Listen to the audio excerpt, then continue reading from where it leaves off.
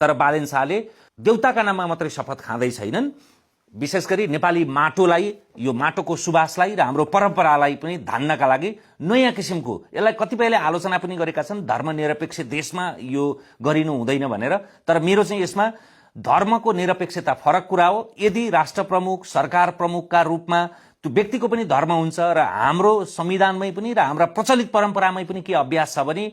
त्यो वसन्त श्रमण गर्दा होस्, रातो मचिन्द्रनाथको दर्शन गर्दा, सेतो मचिन्द्रनाथको दर्शन गर्दा, भोटे जात्रामा कुमारीको दर्शन गर्दा होस्, यो पृथ्वीनारायण शाह भन्दा अगाडिदेखि चलिरहेको यो परम्परा हो, यो सांस्कृतिक परम्परा हो। यसलाई राजकीय सत्ता र संस्कृति चाहिँ अनुन्याश्रित छन् भन्ने ढङ्गबाट अझ हामी कहाँ बहुसंख्यक रूपमा हिन्दू धर्मको बाहुल्यता, बौद्ध धर्मको बाहुल्यता, ओमकार परिवार सबै जोड्दा 90% भन्दा बढी भएका कारणले गर्दाखेरि यो बडा सुन्दर सुरुवात हो, जसमा